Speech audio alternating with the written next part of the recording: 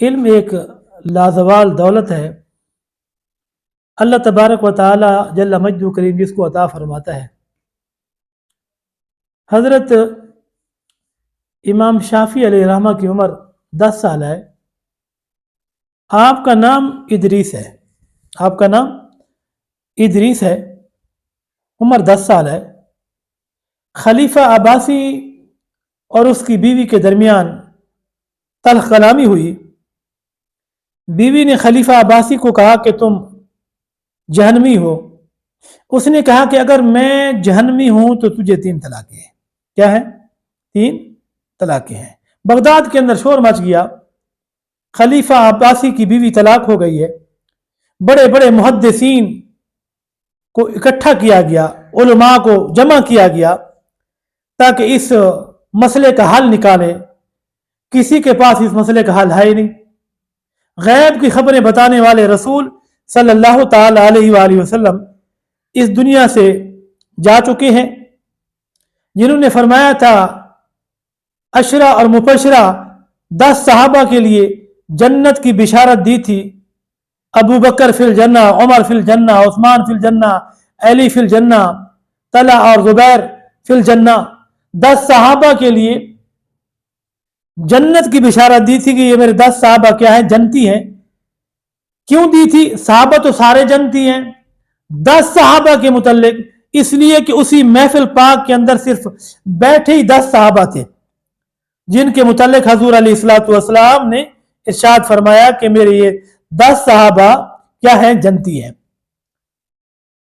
خلیفہ عباسی نے بیوی کو کہا اگر میں جہنمی ہوں تو پھر تجھے 3 طلاقیں ہیں۔ طلاق ہو گئی۔ بڑے بڑے محدث، مفکر، علماء اکٹھے ہو گئے۔ 3 دن تک بغداد کے اندر یہ شور رہا، اس مسئلے کا حل نہ نکلا۔ امام شافعی علیہ رحمہ جا رہے ہیں، کہا کہ لوگ کیوں جمع ہیں؟ لوگوں نے کہا کہ تمہیں پتہ نہیں ہے کہ 3 دن ہو گئے خلیفہ عباسی اور اس کی بیوی کے درمیان جھگڑا ہوا۔ اس نے کہا کہ تو جہنمی ہے، تو خلیفہ نے کہا کہ تجھے اگر میں جہنمی ہوں تو 3 طلاقیں ہیں۔ اس مسئلے کے حل کے لیے بڑے بڑے مشائخ، محدث، یہ سارے کے سارے اکٹھے اور جمع ہیں۔ امام شافعی علیہ رحمہ نے کہا مجھے لے چلو، اس مسئلے کا حل میں نکالتا ہوں۔ لوگ بڑے حیران ہوئے، بڑے بڑے 70 سال 80 سال کے فقیہ بیٹھے ہوئے، 3 دن ہو گئے ہیں، ان سے مسئلے کا حل نہیں نکلتا، تو یہ 10 سال کے بچہ جس کا نام ادریس ہے یہ کیسے حل نکالے گا؟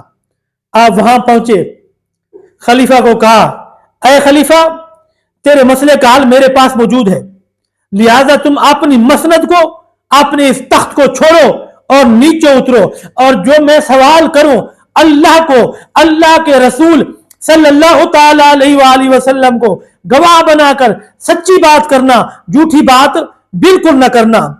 خلیفہ عباسی نے تخت چھوڑا، مسند چھوڑا، کھڑے ہو گئے۔ امام شافعی تخت پر بیٹھے، خلیفہ عباسی ہاتھ باندھ کر کھڑے ہو گئے۔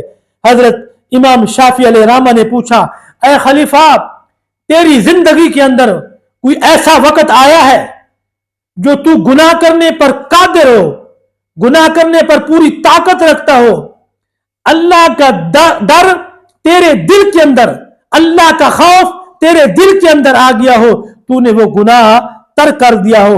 خلیفہ عباسی کھڑے ہو کر کہنے لگا اے امام شافعی علیہ رحمہ، ہاں ایک وقت ایسا تھا کہ میں گناہ کرنے پر قادر تھا، اور اس عورت کا رونا دھونا دیکھ کر مجھے اللہ کا ڈر میرے دل کے اندر غالب آ گیا، میں نے وہ گناہ ترک کر دیا، میں نے وہ گناہ چھوڑ دیا ہے۔ تو امام شافعی علیہ رحمہ نے فرمایا کہ پھر اس کے بعد تو دوزخی نہیں، تو کیا ہے؟ جنتی ہے۔